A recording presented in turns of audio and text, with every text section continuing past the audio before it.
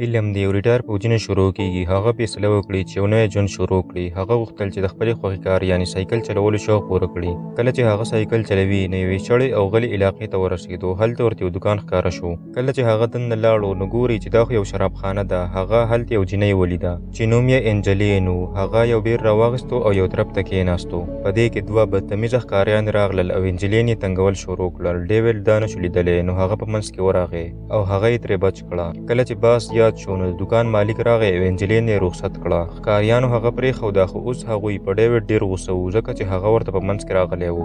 مالک جګړه نه غوښتل نو هغه ښکاریان ودرول او ډیوډ یې رخصت کړو. ډیوډ په خپل سایکل لاړو او ښکاریان ورته کتل چې ځي. چې شپه شوه ډیوډ یو ځای ایسار شو چې کیمپ ولګوي خو مخکې له دې چې آرام وکړي یو زورور جاکړ د هغه خیمه ماته کړه او له ځان سره یې یوړه. اوس به هغه دا یخه شپه څنګه تېروي. هغه ودرېدو چې ناڅاپه یې احساس وکړو چې څېک یې تر شا ولاړ دي. چې کله یې شاته وکتل نو پوهه شوه چې دا هم هغه انجلین ده چې مخکې ورسره میلاو شوې وه.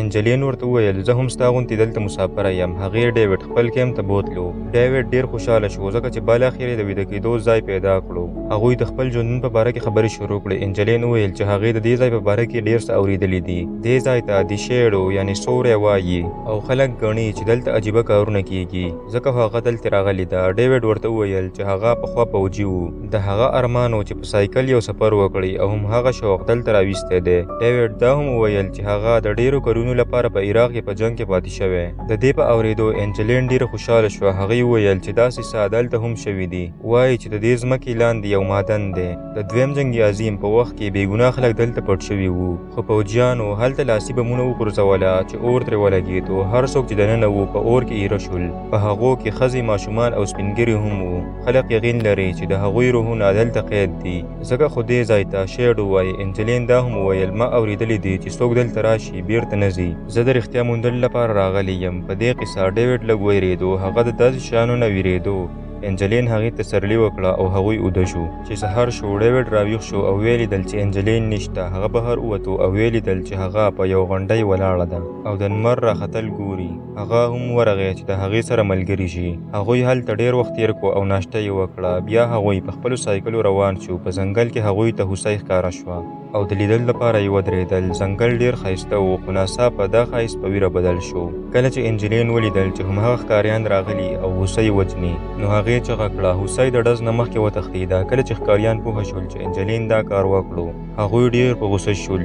د پرونۍ جګړې وروسته هغوی د دوی پلان بیا خراب کړی و نو هغوی په ګاډي کې ورپسې شول. د هغوی سره یو سپی هم و. انجلین او ډیوډ پوه شول چې دا خلک به ورپسې راځي. هغوی د تښتېدو لپاره سایکلې تیزې کړې خو د منډې په وخت کې د انجلین سایکل وخوځېدو او هغه راوغورځېده چې خپه یې زخمي شوه. ډیوډ مخکې و خو بیرته د هغې د مدد لپاره راغی. هغې ولیدل چې د ښکاریانو ګاډی بیخي رانږدې شو. ښکاریانو ډزې شروع کړې ان تر دې چې یو کارتوس د ډیوډ په لاس هم ولګېدو. ډیوډ غوسه شو. یو کاڼی راواخیستو او د هغوی د ګاډي مخکې شیشه یې ویشته. ګاډی واوښتو او انجلین او ډیوډ ته د تښتېدو لاره په لاس ورغله. هغوی ډېر لرې لاړل او داسې سوچ یې کوو چې هغوی اوس محفوظ دي. نو هغوی د سیند په غاړه کېناستل چې د ډیوډ زخم پاک کړي. د اول علاج نه وروسته هغوی لږ په آرام شول. ناڅاپه هغوی د سپي غپا واورېده. ښکاریان اوس هم ورپسې وو. هغوی خپل سپی د دوی د موندلو لپاره راویستی و. سپي هغوی پیدا کړل. یو ښکاري ډیوډ په ځمکه راوغورځولو او ټوپک یې ورته ونیو او بل ښکاري انجلین تنګوله. ډیوډ حرکت نشو کولی ځکه هغه سړي کلک نیولی و.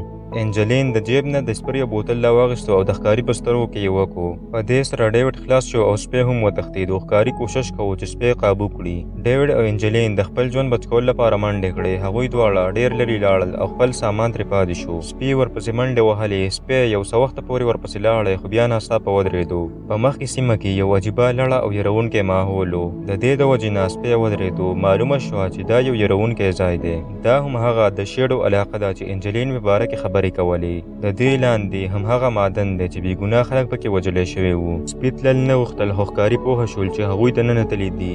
هغه ورپسې ورغی. ښکاریانو ډیوډ او انجلین پیدا نه کړل او د لږ وخت وروسته هغوی جدا شول چې لټون یې وکړي. خو حالات عجیبه وو. د هغوی کمپس هم کار پرېښودو. هغوی په ونو باندې وینې ونه لیدې. ډیوډ هم د سایکل نه راوغورځېدو. کله چې هغه راویښ شو نو ویې لیدل چې خپه یې زخمي ده او ګرځېدلی نه شي. سایکل یې هم مات شوی. ښکاري د خپل سپي اوازونه واورېدل. کله چې هغه په اواز پسې ورغی نو سپی یې پیدا کړو نو سخت حیران شو، چا د هغه سپی ژوندی سوځولی و. هغه په خپل سپي وژړل. ناڅاپه یو څوک یې تر شا ودرېدل. هغه چغه کړه. بیا موږ د هغه بل ملګری ګورو. هغه د چغو اوازونه واورېدل او د کتلو لپاره ورغی. کله چې هغه مخکې لاړو، په ځمکه کې یو دام ولیدو. هغه ترې ځان بچ کړو، خو چا هغه ونیو او د ځان سره یې راکاږو. شپه شوه او موږ ګورو چې ډیوډ انجلین لټوي. هغه په ځنګل کې یو کور پیدا کړو. هلته څراغونه بل وو، نو مطلب یې دا دی چې څوک دلته اوسېږي. د هغې خپې درد کولو او وږی هم و. هغه د مدد دپاره ورغی. مخکې له دې چې هغه حرکت وکړي، یو ټرک ورسره ولګېدو. ډیوډ ویرېدو او ودرېدو. بیا یو سړي هغه ونیو. سین بدل شي او موږ ګورو چې ډیوډ په یو میز پورې تړلی دی. کله چې هغه راویښ شو، ویې لیدل چې هغه 2 ښکاریان هم تړلي دي. هغه سړی چې دوی یې نیولي وو راغی. هغه پوه شو چې دوی ویښ دي. هغې تیز لایټ بل کړو چې د هغوی سترګې برېښولې. غټ ښکاري ډېر شور کوو. سړي هغه ډېر کلک وتړو. بیا یې د هغې مخې ته کیمرا کېښوده او ریکارډینګ یې شروع کړو. هغه غوښتل چې د هغه سړي د تکلیف ویډیو جوړه کړي. د هغه د تکلیف لپاره یې میز ګرم کړو. د هغه بدن وسوځېدو او په میز پورې ونښتو. هغه د درده چغې وهلې او هغه سړي ترې خوند اخیستو. کله چې هغه سړی ستړی شو، ګرمي او لایټونه یې مړه کړه. هغه سړی ډېر عجیبه ښکارېدو. هغه یو چنډخه راواخیسته او په څټلو یې شروع وکړه. د هغه سترګې ډېرې عجیبه وې. هغه لږ په قلاره شو او کمرې ته بیرته راغی. بل ښکاري دومره وېرېدلی و چې په پینټ کې یې متیازې وکړې. سړي ته دې وېرې خوند ورکولو، نو هغه یې پرېښودو او ډیوډ ته ورغی. ډیوډ ورته برک برک کتل. په دې خبره هغه سړی غوسه شو. هغه ډیوډ ونیولو او د هغې د سترګې پوټکی یې پرې کړو. ترې باد شوې او اوس ډیوډ خپله سترګه نه شوه پټولی.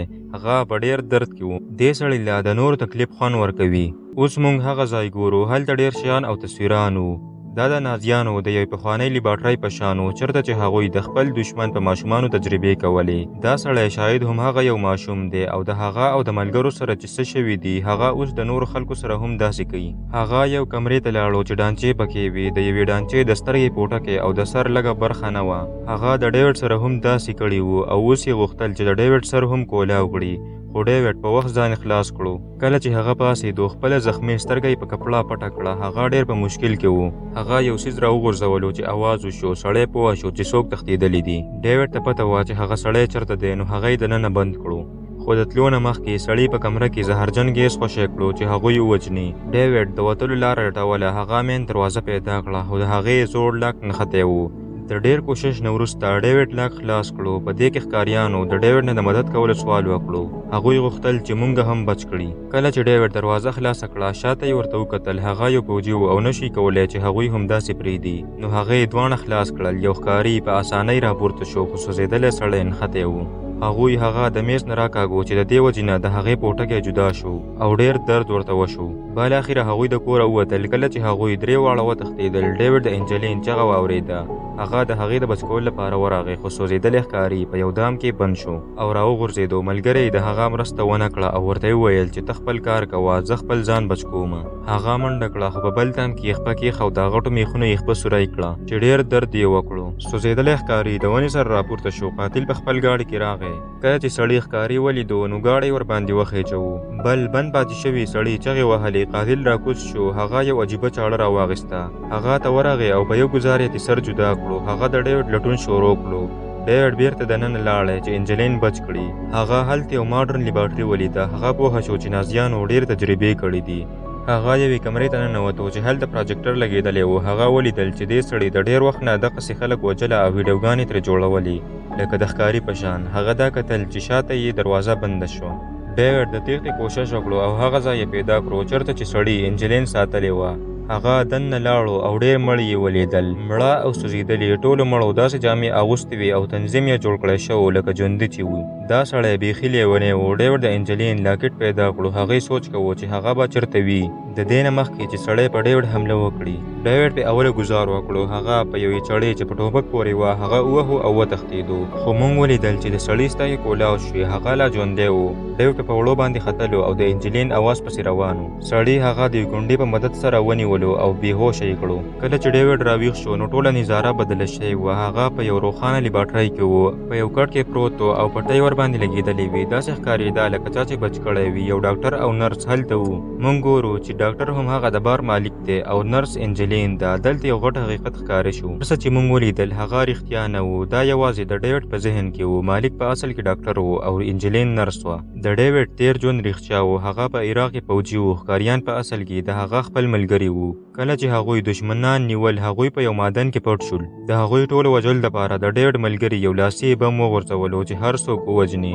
ډیوډ وویل چې دا کار غلط دی، خو د هغه خبره چا ونه اورېده او هر څوک یې په اور کې وسوځېدل. میشن خو پوره شو خو ډیوډ لا خوشحاله نه و. په هغوی کې ډېر بېګناه خلک وو چې پټ شوي وو. د هغوی نه وروسته ډیوډ د خپل ملګرو سره جګړه وکړه ځکه هغوی بېګناه خلک وژلي وو. جګړه شروع شوه او یو لاسي بم وچاودو. د دې د وجې نه د ډیوډ ملګري مړه شول او ډیوډ دلته راورسېدو. انجلین د هغې په خوبونو کې ځکه وه ځکه چې هغې د هغه خیال ساتلو او ورسره یې خبرې کولې. نو ځکه هغه د ده په سوچونو کې وه. دا ټول فلم د ډیوډ یو خوب و. کله چې هغه بېهوشه و په خوب کې هغه څه کول چې زړه یې غوښتل لکه د سایکل سفر. خو حقیقت د هغه د خوب سره یو ځای شوی و لکه انجلین چې د مرګ په باره کې خبرې کولې او د هغه ملګري چې په میز پراته وو. هغه فیصله وکړي چې کله روغ شو نو سایکل چلولو ته به لاړ شي. خو هغه ته پته نه وه چې هغه دواړه خپې د لاسه ورکړي دي. دا ترې حقیقت ښودلی کېږي او فلم سر ته رسېږي. دا ثابتوي چې هر خوب رښتیا کېږي نه.